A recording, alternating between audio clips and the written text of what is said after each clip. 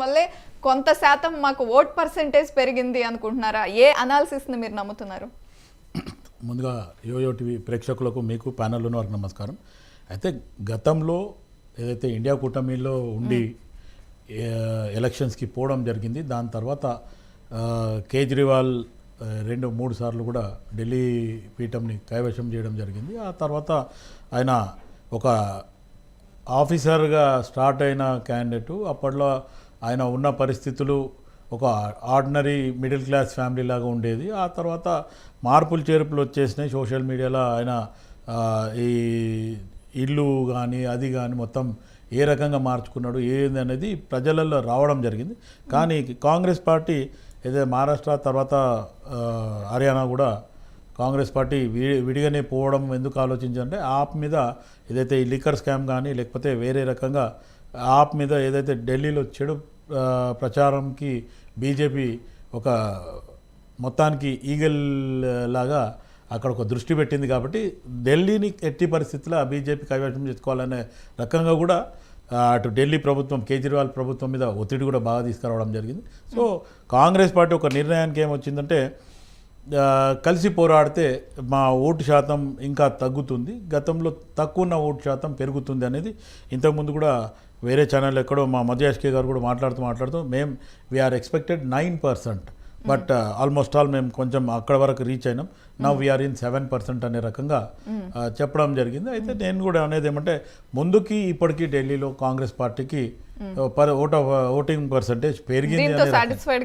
Congress party వారు అంటే మొత్తానికి కాంగ్రెస్ పార్టీ ప్రజలు మీ వైపు కూడా మళ్ళారు అని ఆనందపడుతున్నారా?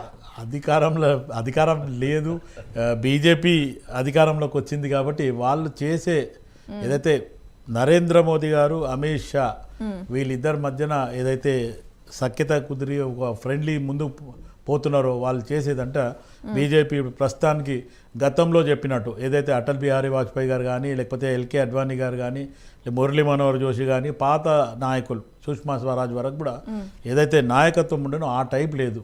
గతంలో దేశం కోసం ధర్మం కోసం అనే రకంగా బీజేపీ ఉండింది. కానీ ఈరోజు మట్టుకు ఎట్టి పరిస్థితుల అధికారమే కైవశం చేసుకోవాలనే ఉద్దేశంతో బీజేపీ పార్టీ ముందుకు పోతుంది. శివకుమార్ గారు, ఎవరైనా అధికారాన్ని కైవసం చేసుకోవాలని అనుకుంటారు కదా, తప్పేం కాదు. కాంగ్రెస్ పోరాడినా బీజేపీ పోరాడినా ఆప్ పోరాడినా ఎక్కడైనా ఒక రాష్ట్రం కాదు ఏ రాష్ట్రం అయినా ఖచ్చితంగా అధికారం కోసమే ప్రయత్నిస్తారు. నేను అనేది ఏమంటే దీపా గారు, అధికారంలో రావాలా కానీ ఎట్టి పరిస్థితుల ఎదుటి వాళ్ళని తొక్కి మొత్తానికి వాళ్ళని ఏదో రకంగా ఇరికిచ్చి ఏ రకంగా నువ్వు భయపెట్టు రకంగా అది న్యాచురలీ అది మొత్తానికి ఏమంటే మనీష్ సిసోడియాని కూడా ఈరోజు ఓడగొట్టడం అంటే కూడా అదొకటి. తర్వాత కేజ్రీవాల్ కూడా ఇప్పుడే మీరు ఓడిపోయినని చెప్పి అది చెప్పడం నిజంగా కూడా ప్రజల ఆలోచన విధానం మారడము, లేకపోతే బీజేపీ ఏమన్నా ఆ మంత్రదండం ఏం చేసింది అనేది రకంగా కూడా మనం ఆలోచించాల్సి వస్తుంది. ఎందుకంటే గతంలో ఏదైతే మన శ్రీవర్ధన్ గారు అన్నట్టు షీలా దీక్షిత్ గారు ఉన్నప్పుడు, దాని తర్వాత ఈ అన్నా హజారే గారిని ఈ కేజ్రీవాల్ తీసుకోవడము, తర్వాత ఆయన ఓవర్ లుక్ చేసి ఈయన మొత్తానికి పార్టీని ముందుకు తీసుకుపోయే రకంగా ఆలోచించడం, అదన్నీ it's an part of game అనే రకంగానే జరిగిపోయింది.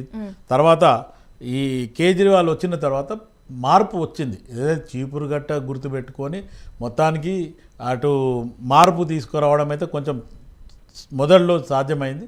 కానీ తర్వాత ఆయనని ఈ రకంగా ఈ లిక్కర్ స్కామ్ మట్టుకు మొత్తానికి ఆయనని ఈరోజు ఓడిపోవడానికి మేజర్గా కారణం అదొకటే. ఇప్పుడు శ్రవణ్ గారు కూడా మాట్లాడుతూ పెద్దగా ఆప్ చేసిన తప్పులు ఇవి ఈ 1-2 తప్ప మిగతా ఏం కూడా లేవు. ప్రజలకు మంచి చేయడం జరిగింది, అంటే ఒక డిఫరెంట్ ఆఫ్ రూలింగ్ చూపించడం జరిగింది. ఎడ్యుకేషన్ పరంగా కానీ లేకపోతే బస్ ఫెసిలిటీ, వాటర్ ఫెసిలిటీ ఆ ఢిల్లీలో కొంచెం వేరే రకంగా కూడా చాలా చేయడం జరిగింది. అయితే కాంగ్రెస్ పార్టీ ప్లస్ ఇండియా కూటమిలో వీళ్ళు ఉండే, కానీ సీట్ల పంపిణీలో కూడా 2 రాష్ట్రాలలో కూడా గతంలో కూడా మాకు ఎక్కువ కావాలనేది కాంగ్రెస్ పార్టీ ఆలోచించడం, తర్వాత వాళ్ళు సేమ్ అదే మాకు కూడా ఎక్కువ కావాలనడంతో కొంచెం ఆ రకంగా సపరేట్గా ఎలక్షన్కి పోవడం జరిగింది. దాని తర్వాత అది డివైడ్ అండ్ రూల్ పాలసీ లాగా బీజేపీకి ప్లస్ అయింది అనేది నేను అనుకుంటున్నాను.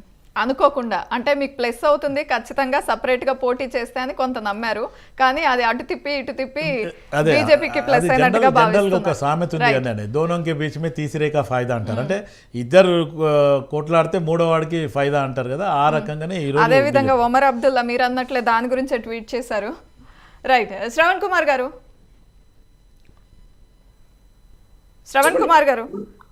మేడం కేజ్రీవాల్ కి సానుభూతి కూడా కలిసి రాలేదు అన్నట్లుగా కనిపిస్తోంది. కొంత